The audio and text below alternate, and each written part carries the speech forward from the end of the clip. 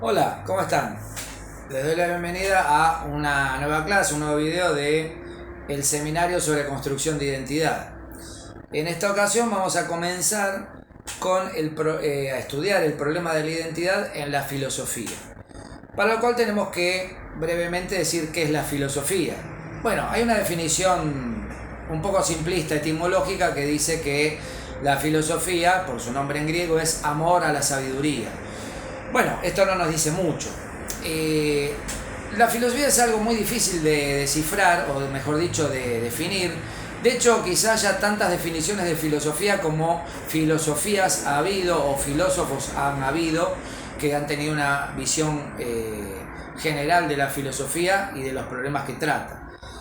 La filosofía es importante no confundirla con la ciencia. Muchas veces les van a decir la filosofía es una ciencia humana, no es cierto. Tiene que ver con las ciencias humanas, pero también con las ciencias naturales y con las ciencias exactas y con todas las ciencias en general.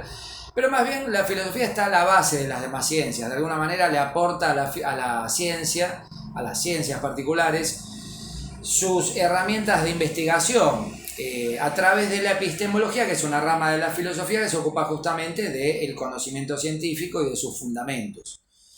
¿Qué estudia entonces la filosofía? Estudia algo muy particular que es el ente, lo que se llama el ente o lo ente.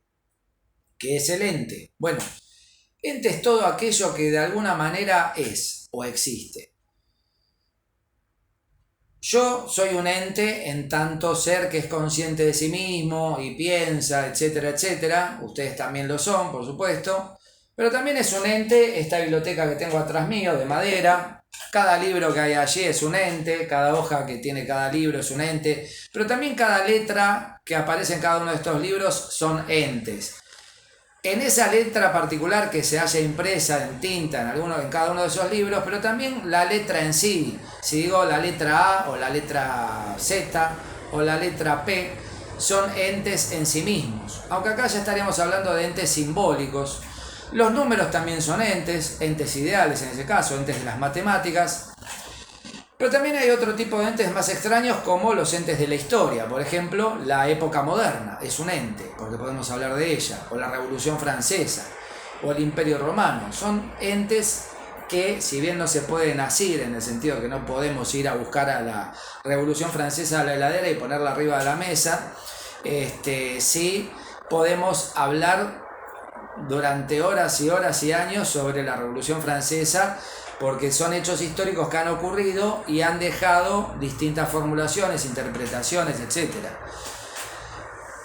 Cada nombre es un ente en sí mismo también. Incluso si decimos algo tan disparatado como un círculo cuadrado, que es una figura imposible, también es un ente en la medida que podemos nombrarlo.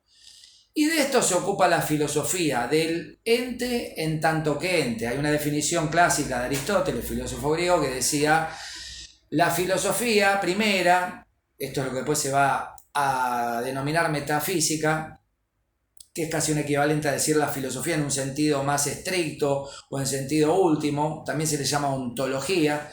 La filosofía primera, decía Aristóteles, es aquel saber que se ocupa de los entes en tanto que entes y de aquello que les es propio. Lo que es propio de los entes, que no es ni más ni menos que el hecho de ser. Todo lo que es, en la medida que es un ente. De esto se ocupa la filosofía, pero no solo de esto, porque la filosofía también se puede ocupar de infinidad de temáticas. Hay una filosofía de la moral, que es la ética, una filosofía del lenguaje, una filosofía de la historia, una filosofía del derecho, hay filosofía política, etcétera, etcétera, etcétera. ¿En qué se diferencia o mejor dicho, en qué se diferencian las ciencias particulares de la filosofía? Primero, en que tienen un objeto de estudio particular, y segundo, en que ese objeto no se cuestiona. Aclaro un poco más esto.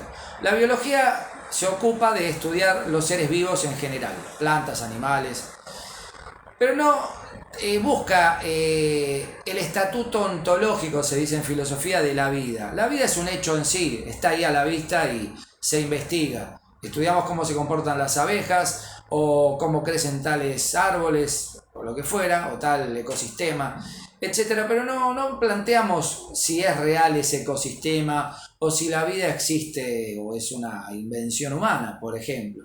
Pero sí, eso se lo puede preguntar un filósofo.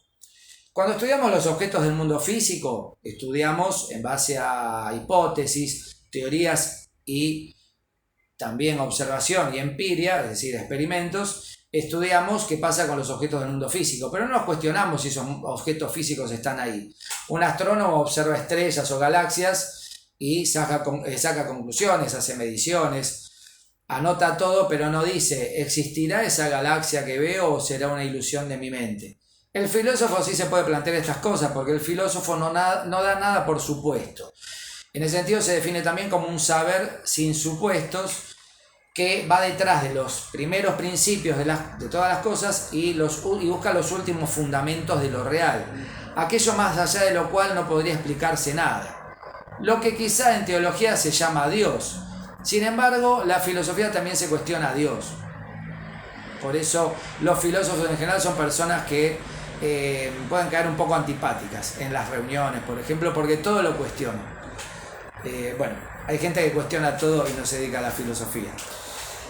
Entonces decíamos, está la filosofía, están las ciencias particulares, y estas ciencias particulares se dividen en ciencias exactas, la matemática básicamente, ciencias naturales, como la física, la química, también la geografía, la fisiología, bueno, la biología, la fisiología, etc.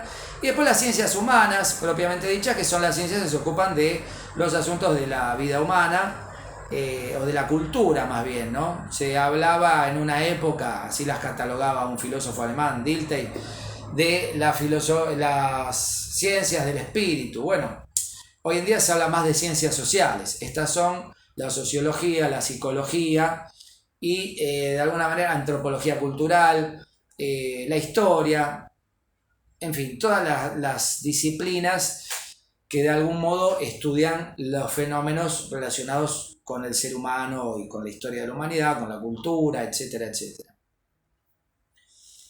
En filosofía, decía, hay una primera aproximación que tiene que ver con el estudio del ser, que es la ontología, y se conecta casi directamente con algo que quizás no he oído nombrar, que es la lógica.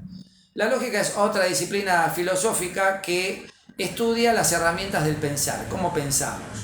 No en el sentido neurológico de cómo funciona el cerebro, sino cómo pensamos dentro del plano del pensamiento mismo. ¿Cuáles son las fórmulas del pensar?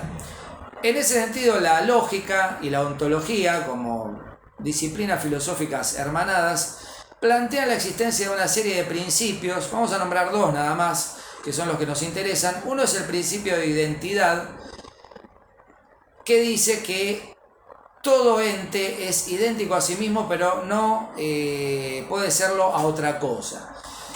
No serlo idéntico a otra cosa es el principio de no contradicción, que es el segundo principio, que dice que P no puede ser igual a no P. Yo no puedo ser igual a no yo, a todo aquello que no soy yo.